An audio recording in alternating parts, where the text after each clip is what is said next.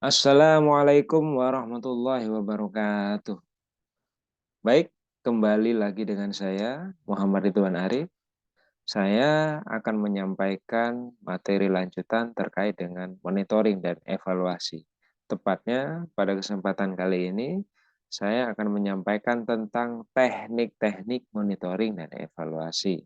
Jadi mudah-mudahan rekan-rekan mahasiswa peserta KKN, calon peserta KKN dapat menyimak materi lanjutan yang akan saya sampaikan. Dan mudah-mudahan kita semua selalu dalam keadaan sehat walafiat, selalu dalam petunjuk dan lindungannya. Amin ya rabbal alamin. Baik, agar menyingkat waktu, saya akan mencoba mengingat kembali apa sih monitoring, apa sih evaluasi yang sudah saya sampaikan. Atau teman-teman sudah lupa ya terkait dengan monitoring dan evaluasi yang pernah saya sampaikan di video sebelumnya.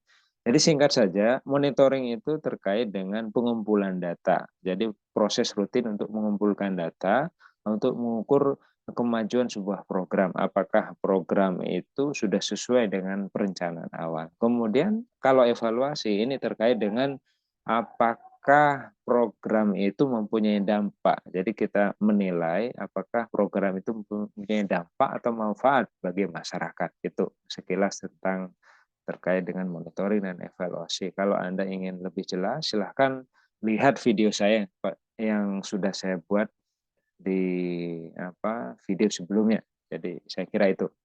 Jadi selanjutnya saya akan berfokus pada kesempatan kali ini terkait dengan teknik-teknik monitoring dan evaluasi.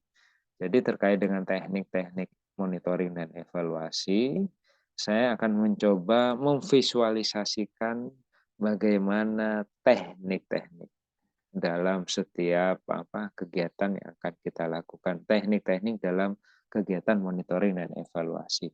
Tentunya kalau Anda melihat gambar ini sepertinya pusing ya. Jadi terlalu banyak gambaran yang kita bisa maknai. Jadi punya ide-ide, banyak cara dan sebagainya. Apakah kira-kira monitoring dan evaluasi teknik-tekniknya seruat ini kira-kira?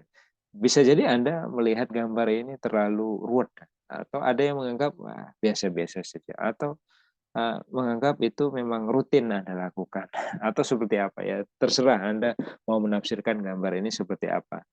Jadi bagaimanapun dalam kegiatan itu pasti ada metodenya, dalam kegiatan apapun itu ada caranya. Termasuk dalam kegiatan monitoring dan evaluasi. Nah, kira-kira apa saja metode atau teknik dalam pelaksanaan kegiatan monitoring dan evaluasi? Setidaknya ada tiga. Jadi ada tiga. Jadi ada tiga teknik monitoring dan evaluasi. Yang pertama adalah MSC. Jadi saya singkat jadi MSC. Most Significant Change. Yang kedua HT. Jadi bukan tokoh tertentu itu ya. Jadi HT kan saya kira Anda tahu lah, jadi tokoh tertentu yang disingkat HT, tapi saya tidak bermaksud untuk itu. Jadi HT yang saya maksud adalah historical timeline. Jadi bagaimana penjelasannya ada di slide selanjutnya. Yang ketiga adalah fotograf. Nah, ini bagi penyuka fotografi, saya kira rekan-rekan semua tidak ada yang tidak suka ketika suruh motret, apalagi suruh selfie dirinya sendiri, saya kira. Nah, ini saya akan kupas satu persatu, apa itu MSC, apa itu HT, atau apa itu PG. Ini saya kasih singkatan sendiri-sendiri, jadi saya singkat sendiri. Nah, yang pertama MSC.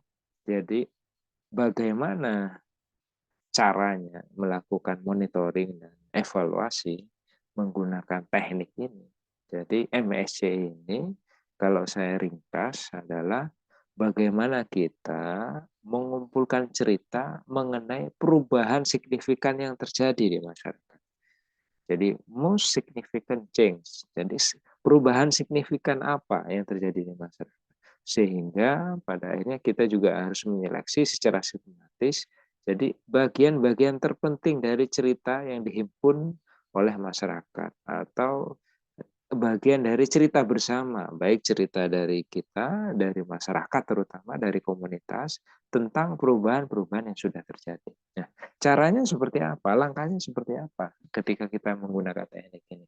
Yang pertama, kita harus mendeskripsikan kira-kira perubahan apa saja yang dirasakan oleh masyarakat.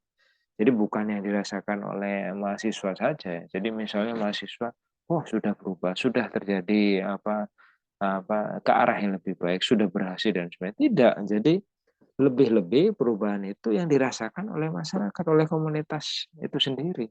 Jadi bukan penilaian sepihak oleh mahasiswa KN bahwa itu sudah berhasil dan sebagainya, tetapi lebih kepada bagaimana perubahan itu dirasakan oleh masyarakat atau komunitas. Yang kedua, kita dapat menjelaskan mengapa perubahan itu penting. Jadi sejauh mana. Jadi bukan hanya sekedar berubah dan sebagainya, bukan. Tetapi perubahan itu dianggap penting, dianggap signifikan. Jadi perubahan itu benar-benar membawa manfaat. Jadi perubahan itu benar-benar berdampak begitu. Yang ketiga, bagaimana proses perubahan itu terjadi. Jadi setelah kita apa identifikasi perubahan apa saja, kemudian mengapa perubahan itu penting, kemudian kita harus tahu bagaimana proses perubahan itu terjadi. Jangan-jangan perubahan itu terjadi bukan karena kegiatan pengabdian atau kegiatan KKN yang kita lakukan. Jadi faktornya bukan satu-satunya karena kegiatan KKN yang kita lakukan. Nah, bisa jadi ya kan. Jadi misalnya kita menemukan sepakat bersama masyarakat bersama komunitas kita mengembangkan potensi UMKM di daerah A misalnya. Kemudian kita berkolaborasi dengan pihak eksternal misalnya terkait dengan penyuluhan UMKM. Jadi karena memang ini menjadi potensi di daerah tersebut. Kemudian setelah itu ternyata ada peningkatan baik terkait dengan omset atau juga kualitas produk atau pengepakan dan sebagainya. Nah, ternyata apakah benar-benar peningkatan tersebut dampak dari kegiatan pengabdian atau kegiatan KKN yang kita canangkan? Atau bisa jadi peningkatan tersebut ada faktor lain yang tidak kita ketahui. Maka ini penting kita identifikasi bagaimana perubahan itu terjadi. Kemudian selanjutnya dalam teknik ini bagaimana kita dapat melanjutkan perubahan yang sudah baik tersebut. Jadi ketika sudah terjadi peningkatan omset, kualitas produk atau packing yang baik, bagaimana kita bisa mempertahankan kualitas perubahan itu. Jadi jangan-jangan ketika sudah viral, sudah laku keras, sudah diterima di masyarakat, kita mengurangi kualitas. Ini kan sudah dikenal, ini kan sudah banyak pelanggannya. Kemudian kita mengurangi kualitas. Nah, ini bisa dikatakan bunuh diri, ya kan? Jadi kita bagaimana kita harus melanjutkan perubahan itu kalau perlu menjadi lebih baik. Jadi misalnya kalau UMKM kembali lagi contoh UMKM. Contohnya sudah bisa menghasilkan produk yang berkualitas, yang viral, diterima masyarakat. Bagaimana kita bisa menciptakan produk yang baru lagi yang diterima oleh masyarakat, varian yang baru lagi, misalnya seperti itu. Kemudian selanjutnya, teknik selanjutnya adalah HT. Tadi saya singkat HT itu. Jadi historical timeline. Jadi gimana dalam teknik ini komunitas atau masyarakat dapat menceritakan perubahan apa yang telah terjadi dalam kurun waktu tertentu. Jadi ada historinya, ada sejarahnya. Jadi seperti apa sejarah perubahan itu terjadi. Tidak mungkin langsung instan jadi kayak pesulap dari A menjadi B gitu. Tidak. Tentunya ada sejarah, ada historinya, ada tahapannya. Lah itu yang perlu kita ceritakan, perlu kita gali bersama. Jadi misalnya terkait dengan kondisi apa yang terjadi sebelum dan sesudah pendampingan. Jadi seperti apa perubahan. Jadi kalau Anda sering melihat misalnya bedah rumah kan sudah sangat jelas itu. Rumah sebelum dibedah, rumah setelah dibedah. Nah, ini ketika dikaitkan dengan kegiatan pengabdian, misalnya contohnya kalau kembali ke UMKM, bagaimana keadaan UMKM sebelum uh, kita melakukan kegiatan kolaborasi bersama masyarakat terkait dengan peningkatan UKM, bagaimana keadaannya, baik dengan omsetnya, kualitas produk, kualitas packaging dan sebagainya. Kemudian dibandingkan dengan sesudah kegiatan pengabdian yang kita lakukan, apakah benar-benar terjadi perubahan, bagaimana proses terjadi perubahan itu sendiri. Kemudian juga bagaimana misalnya terkait dengan tingkat partisipasi masyarakat, tingkat partisipasi komunitas terkait dengan kegiatan pengabdian, kegiatan pendampingan yang kita lakukan. Jadi jangan-jangan yang aktif itu hanya kita, masyarakat tidak terlibat sepenuhnya, atau jangan-jangan memang kita tidak libatkan. Nah, ini salah kaprah.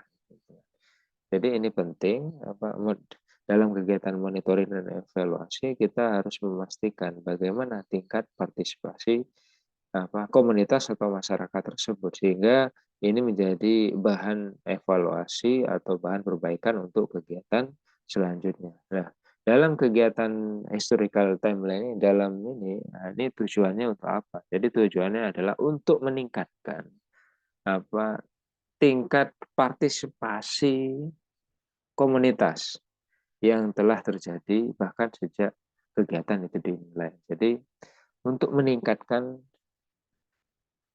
tingkat partisipasi komunitas ataupun masyarakat. Jadi yang awalnya misalnya ada yang cuek, ada acuh tak acuh, jadi kita dorong bersama melibatkan tokoh masyarakat, tokoh agama, sehingga semua bisa terlibat dan pada akhirnya kita nikmati bersama hasilnya itu kan. Jadi kita dorong gitu. Karena memang kegiatan ini bukan untuk kita sekali lagi, jadi kegiatan itu kita pastikan bukan semata-mata karena kegiatan KKN, tetapi lebih kepada kegiatan itu untuk kemanfaatan untuk masyarakat. Kemudian yang kedua adalah untuk mengumpulkan ide-ide apa saja yang kiranya dapat dilakukan pada tahap berikutnya. Jadi ketika dirasa kegiatan itu sudah dianggap berhasil, kemudian kita bertemu, bercerita, kemudian terkait dengan keberhasilan itu, kemudian kita akan mengembangkan ide-ide selanjutnya sehingga kita dalam kegiatan atau tahapan selanjutnya itu menjadi lebih baik. Atau dalam kegiatan selanjutnya itu menjadi bahan evaluasi dan tidak terulang ketika terjadi kesalahan-kesalahan misalnya. Jadi ini menjadi penting untuk pengumpulan ide sehingga pada tahap berikutnya menjadi lebih baik, lebih efektif. Dan yang ketiga sebagai bahan diskusi. Jadi historical timeline ini sebagai bahan diskusi atau penjelasan tentang kira-kira tren-tren apa saja terkait dengan perubahan yang terjadi dalam kegiatan pengabdian. Jadi misalnya tren partisipasi ibu-ibu, tren partisipasi anak muda, tren motivasi masyarakat atau komunitas tertentu untuk melakukan perubahan misalnya. Itu penting. Jadi kita penting untuk mendiskusikan sejauh mana tren-tren itu berkembang. Sehingga itu ketika itu tren itu menjadi positif, kita pertahankan minimal, kemudian sebisa mungkin kita kembangkan menjadi lebih baik. Kemudian yang terakhir tekniknya adalah fotograf. Nah ini yang mungkin kita tunggu-tunggu. Gitu kan. Jadi saya kira teman-teman setidaknya sudah punya media untuk mengambil gambar. Minimal dengan HP kalian yang sekarang sudah sangat canggih-canggih begitu kan. Jadi ada HP yang dengan 3 kamera, 4 kamera, ada yang 50 MP atau bahkan yang 100 MP begitu kan. Yang menghasilkan kualitas gambar yang baik lah.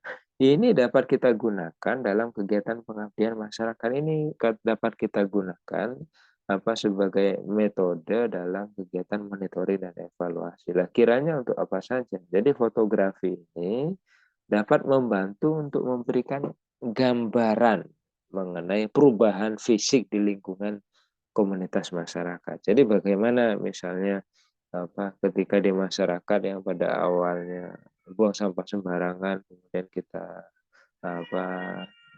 melakukan kegiatan bersama komunitas untuk menyadari misalnya terkait dampak lingkungan, buang sampah sembarangan, sehingga pada akhirnya masyarakat disiplin membuang sampah pada tempatnya. Ini difoto jadi sebelum dan sesudah. Ini sehingga menjadi gambaran, menjadi motivasi untuk kegiatan-kegiatan selanjutnya. Nah, kira-kira gimana caranya untuk menggunakan teknik ini? Jadi yang pertama kita bisa apa memanfaatkan kamera HP yang dimiliki oleh setiap masing-masing, baik di komunitas atau di masyarakat atau HP kita sendiri sebagai seorang mahasiswa. Jadi kita bisa juga menggunakan HP kita. Kemudian misalnya mintalah kepada komunitas untuk mengambil foto-foto tentang perubahan. Jadi tentang perubahan yang terjadi, yang dirasakan di masyarakat. Jadi bukan hanya kita yang mengambil, tetapi diharapkan masyarakat juga terlibat mengambil gambar. Sehingga fair gitu kan. Jadi bukan hanya atas kemauan kita, tetapi juga menjadi kesepakatan bersama. Kemudian selanjutnya tanyakan kepada komunitas, kepada masyarakat, mengapa foto itu diambil dan dianggap menjadi ikon perubahan. Mengapa itu penting? Jadi mengapa gambar itu mewakili perubahan yang terjadi?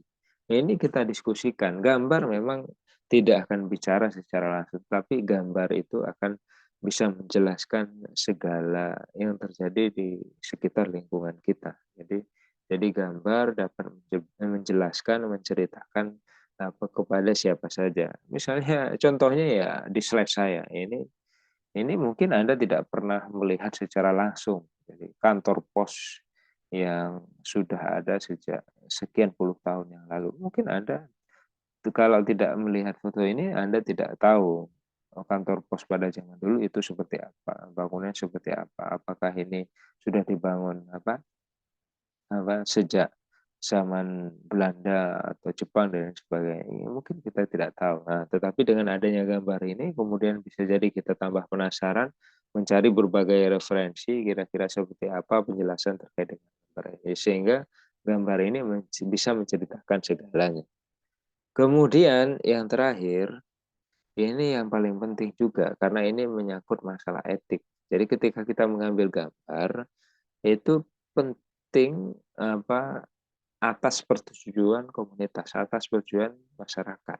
Jadi jangan-jangan gambar yang kita ambil ini mengandung hal-hal yang negatif atau mengandung apa suatu hal yang membuat ketersinggungan di masyarakat. Masyarakat tidak setuju, ini jangan sampai. Jadi kita mengambil gambar juga jangan sembarangan gitu kan. Jadi ada sudut pandang tertentu yang ternyata masyarakat tidak setuju, kita ngambil diam-diam gitu. Ini tidak boleh. Ini menyangkut masalah etik. Jadi ketika kita mengambil gambar, semua dilandaskan atas kebersamaan, atas persetujuan bersama.